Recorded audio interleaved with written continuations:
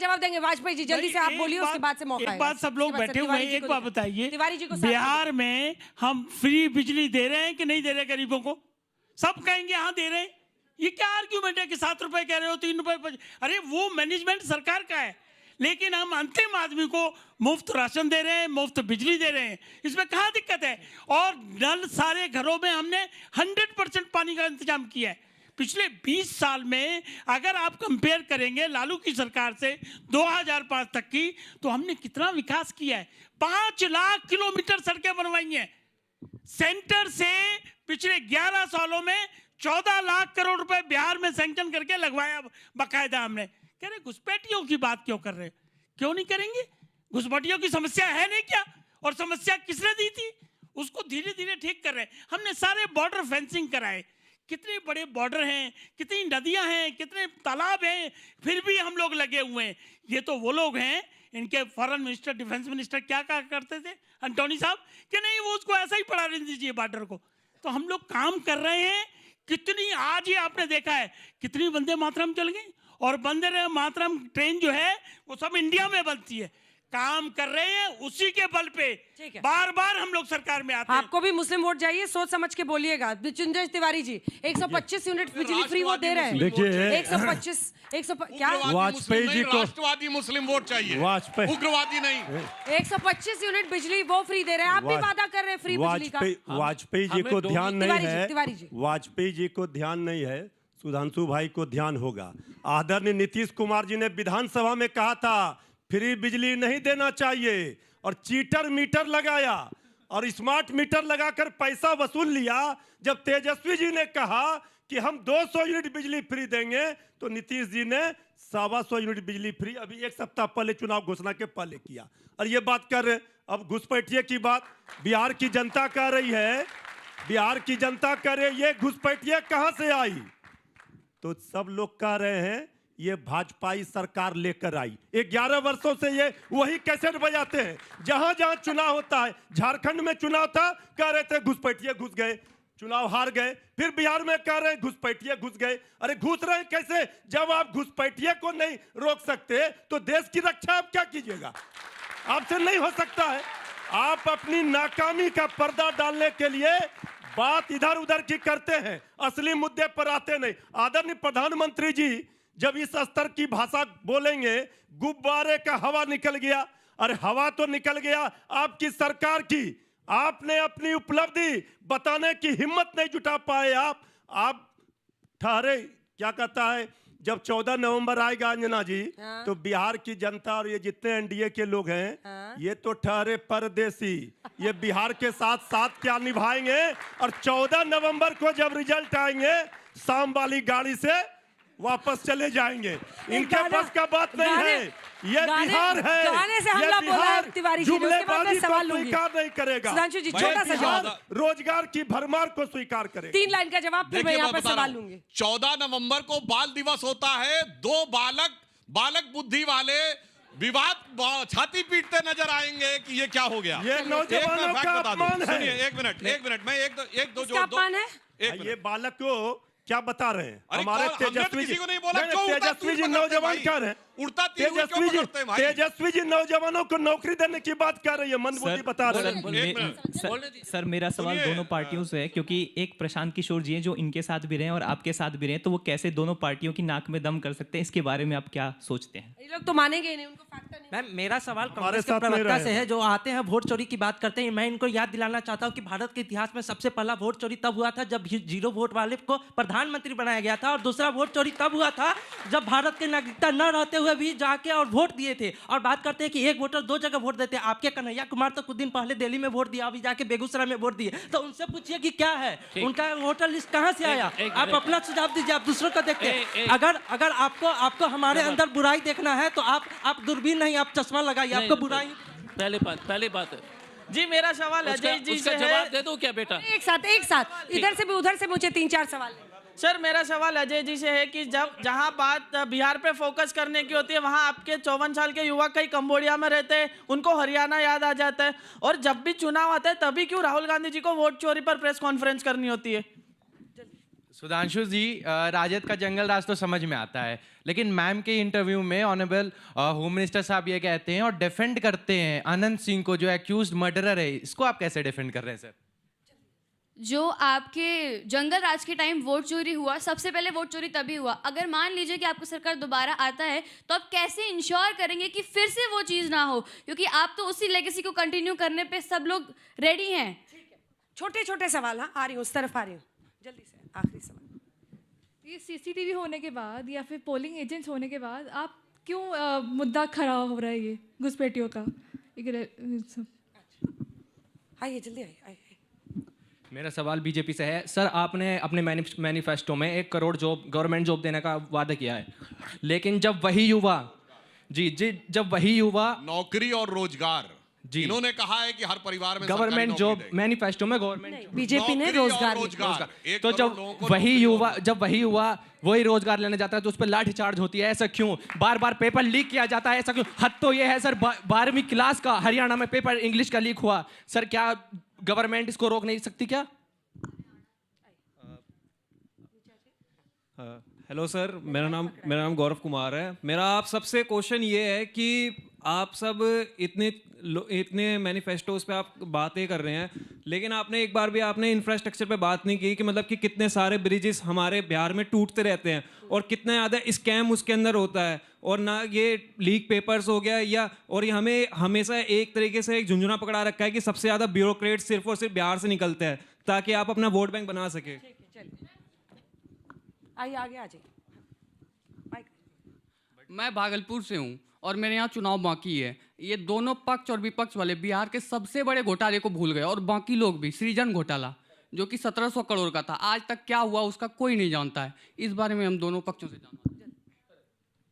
मेरा क्वेश्चन ये है कि आज जब बिहार में फर्जी वोटर लिस्ट में से फर्जी वोटर को हटाने की बात चल रही है और ईसीआई खुद फर्जी लिंकिंग और आधार कार्ड से जोड़ने की बात कर रहा है, तो विपक्ष से भेदभाव क्यों कह रही है? क्या विपक्ष पारदर्शिता से डरने लगी है? तिवारी जी आप शुरू कीजिए जल्दी से, उसके बाद से।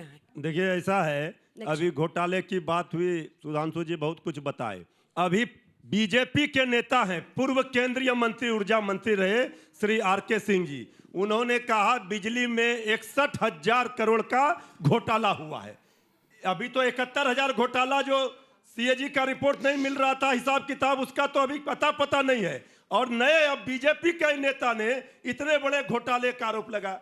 सृजन घोटाला हो, मुजफ्फरपुर शेल्टर होम का हो, अस्मत लूटी गई हो बेटियों की, ये सारे जो पाप हैं, इसका पाई का हिसाब इस बार बिहार की 14 करोड़ जनता ये डबल इंजन की निकम्मी नकारा खटारा नीतीश सरकार से लेने के लिए तैयार है। अनंत सिंह पर भी उसका एक सवाल था, और यहाँ पर भी रोजगार को लेकर तमाम मुद्दों पर, पेपर लीक, सब पर सवाल है। हाँ देखिए, मैं बताना चाहता हूं, पेपर लीक का विषय इस समय पूरे भारत में एक बहुत बड़ी समस्या बना, और मगर हमारी सरकार ने उसके लिए संसद में कानून लाकर एक कड़ा कानून बनाया है ताकि पेपर लीक करने वाले किसी व्यक्ति पर प्रभावी कार्रवाई हो सके। हमारे यहाँ ऐसा नहीं है कि 20-20 पेपर लीक हुए राजस्थान में तो वहां मुख्यमंत्री क्या बोलते हैं, मैं जादूगर हूं, मैं सब ठीक कर दूंगा। ऐसा कोई हमारे यहाँ जवाब नहीं दिया गया, इसीलिए पार्लियामेंट में नया कानून बनाया गया। अब जहां तक अपराध की बात है, मैंने पुनः कहा, अपराध के ऊपर प्रतिक्रिया वो महत्वपूर्ण होती है। जैसे महिलाओं के साथ अगर अपराध हुआ, वो तो एक पक्ष है, मगर उस अपराध के बाद कहा क्या गया? कोई कहे कि लड़कों से गलती हो जाती है, कोई कहे कि ऐसा तो कुछ हुआ ही नहीं था। याद करिए, राजस्थान में एक मंत्री थे जिनसे कहा गया कि सबसे ज्यादा रेप राजस्थान में होता है, कहते हैं ये तो मर्दों वाला प्रदेश है इसलिए हो रहा है। मुझे लगता है इस ढंग की जो प्रतिक्रियाएं हैं, या जिस समय लालू प्रसाद यादव जी के शासनकाल में बहुत से लोगों ने दिखाए, आज बोले या न बोले, अजय जी उस समय रह चुके हैं वहां आईपीएस अधिकारी, उस समय सीधा आरोप था कि मुख्यमंत्री के आवास के अंदर बैठ के फिरौती की रकमें तय हुआ करती थी।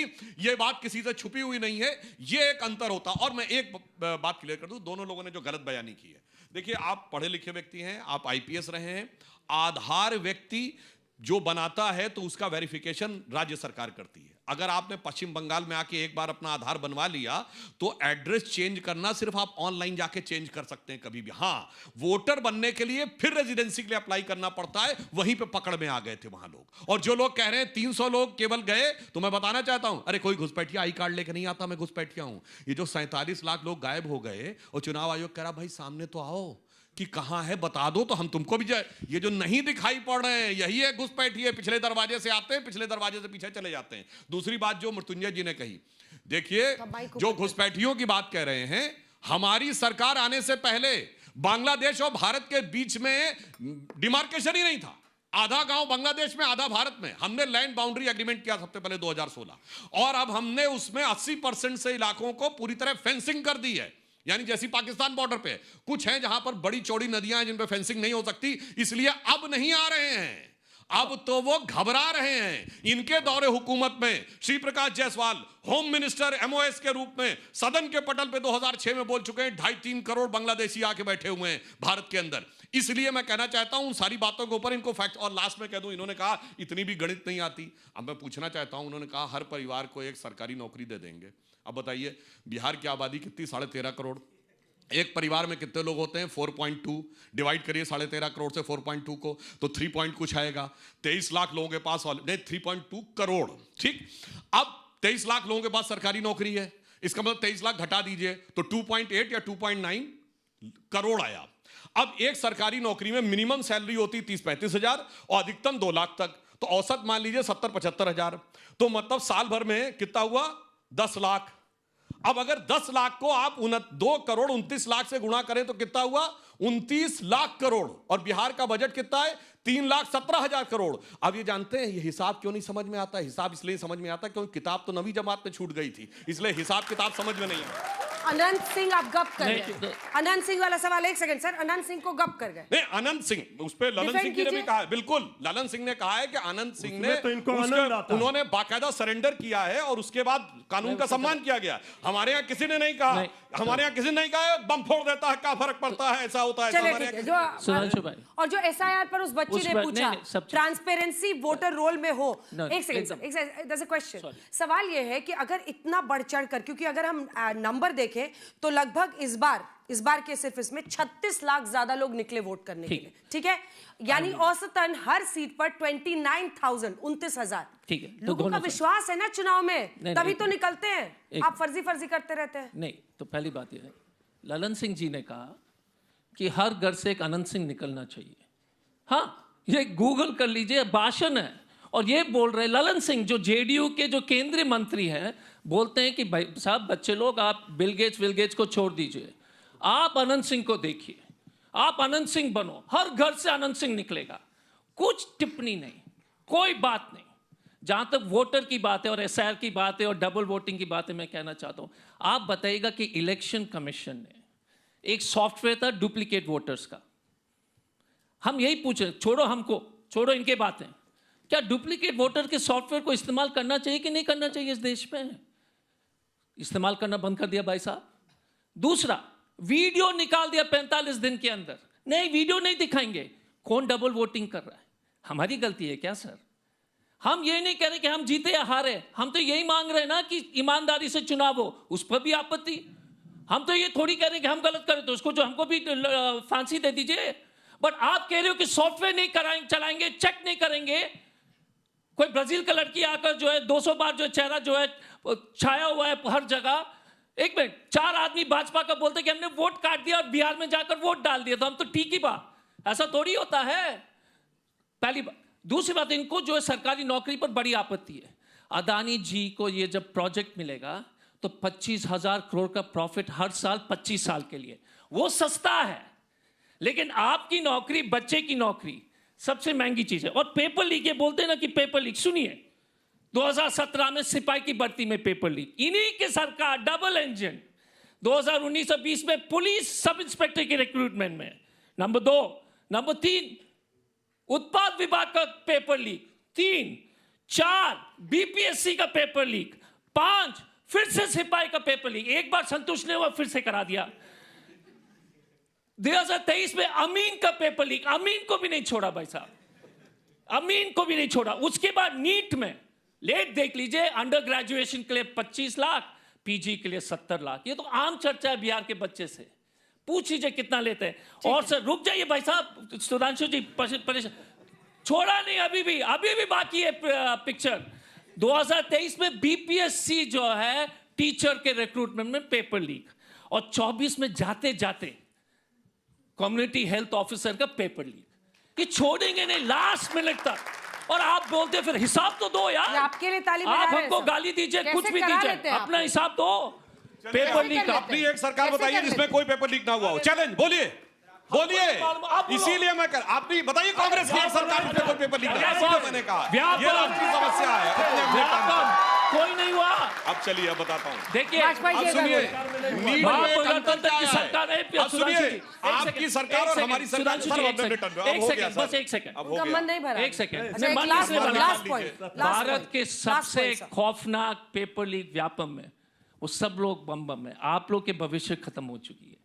इन लोग से पूछिए, उत्तराखंड में पेपर लीक, मध्य प्रदेश में पेपर लीक, राजस्थान में पेपर लीक, कब तक रुकोगे भाई साहब?